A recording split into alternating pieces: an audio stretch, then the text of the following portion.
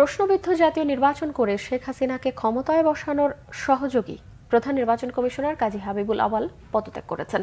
রাষ্ট্রপতি বরাবর লিখিত পদত্যাগপত্র নির্বাচন কমিশন সচিবের কাছে দিয়েছেন তিনি। অন্য কমিশনাররাও একইভাবে পদত্যাগ করেছেন। রাষ্ট্রপতি তাদের পদত্যাগপত্র গ্রহণ করেছেন। জাতীয় ও একাধিক স্থানীয় সরকার নির্বাচনে অনৈতিক ভূমিকা থাকলেও দায় নিতে চাননি সদ্য পদত্যাগকারী প্রধান নির্বাচন কমিশনার। নন্দিত বিদায় লগ্নে বলেন, 2024-এর নির্বাচন দলভিত্তিক নয়, হয়েছে ব্যক্তিকেন্দ্রিক। রিপোর্ট করছেন SM ভয়েস। দেশের সংবিধানকে ঢাল বানিয়ে পতন হওয়া শেখ হাসিনা সরকারের ছকে 2024 সালে জাতীয় নির্বাচনে ভোট গ্রহণ হাবিবুল আওয়ালের নির্বাচন কমিশনের।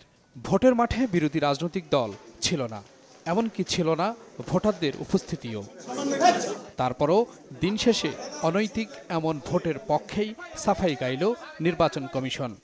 ভোটারের উপস্থিতি কম কি বেশি সেগুলো আমি কিছুই জানি না। আমি এসে আমার ভোটটা দিয়ে গেছি, এতটুকুই জানি। শেষ পর্যন্ত অপেক্ষা করুন, দেখবেন মানুষের আস্থা ফিরবে। সেটা আমি এই মুহূর্তে ছাত্র জনতা আন্দোলনে শেখ হাসিনা সরকারের পতনের পর পদ আঁকড়ে ধরে আবারও নির্বাচন নিয়ে সংবিধানকে সামনে আনার চেষ্টা ছিল সদ্য পদত্যাগী হাবিবুল আওয়ালের। কিন্তু এবার আর কোনো নির্বাচনের আয়োজনের সুযোগ পেলেন না তারা। বৃহস্পতিবার আগারগাঁয়ে নির্বাচন কমিশন ভবনে সংবাদ সম্মেলন করে জানান পদত্যাগের কথা। সংবাদ সম্মেলনে উপস্থিত ছিল না অন্য দুই কমিশনার। আমি সহ মাননীয় কমিশনারগণ দেশের পরিবর্তিত বিরাজিত অবস্থায় পদত্যাগ করতে মনস্থির করেছি।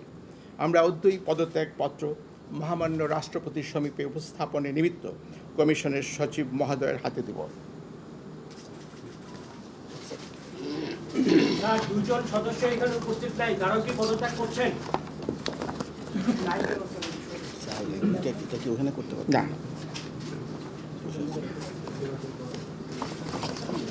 সচিব জানালেন 2024 সালের নির্বাচন অংশগ্রহণমূলক হয়নি, এই নির্বাচন ছিল বিতর্কিত।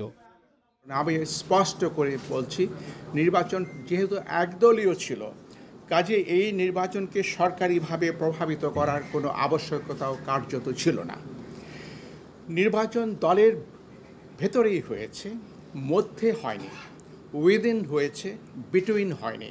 2014 সালে নির্বাচনে বিএনপি সহ অনেক দলই অংশগ্রহণ করেনি, ফলে সেই নির্বাচনও 2024 সালের অনুরূপ অন্তর্ভুক্তিমূলক তথা ইনক্লুসিভ ছিল না। উপনির্বাচন সহ জাতীয় সংসদের মোট 318টি আসনে কমিশন নির্বাচন করেছে।